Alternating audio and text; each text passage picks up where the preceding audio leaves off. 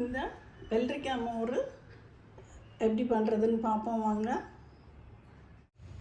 இப்போ நான் 1 டம்ளர் தயிர் எடுத்து வச்சுருக்கேன். இதை மிக்சியில் போட்டுக்கிடுவோம்.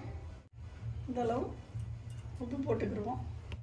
இப்போ நான் வந்து ஒரு வெள்ளரிக்காய் பச்சடி பண்ணுறதுக்காக நான் ரெடி பண்ணிக்கிட்டு இருந்தேன்.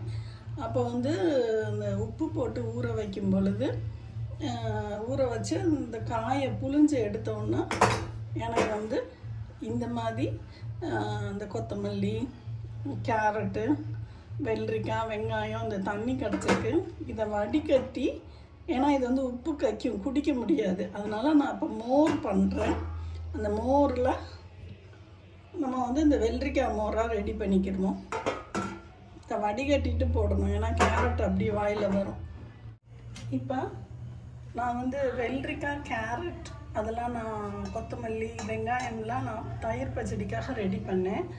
அதில் உப்பு போட்டு வச்சதில் இதெல்லாம் அந்த வெள்ளரிக்காயில் வந்து கிடச்சிச்சு. இதை வந்து நம்ம வடிகட்டி எடுத்துக்கிடுவோம்.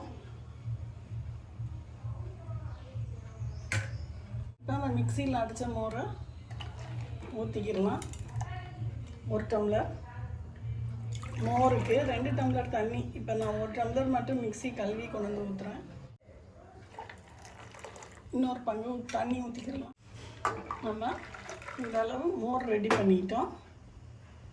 இந்த மோர் வந்து நம்ம வந்து இந்த வெள்ளரிக்காய், இந்த கேரட், இந்த உப்பு இதெல்லாம் போட்டுட்டு நம்ம வந்து அந்த அந்த தண்ணியை வடிகட்டி அந்த இதை வேஸ்ட் பண்ணாமல் மோர்லேயே ஊற்றிருக்கோம்.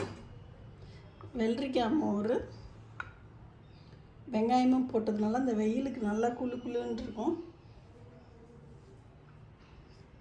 செம்ம எம்மியாக, செம்ம சூப்பராக இருக்கும். ட்ரை பண்ணி பார்த்துட்டு சொல்லுங்கள் ஃப்ரெண்ட்ஸ். பாய்.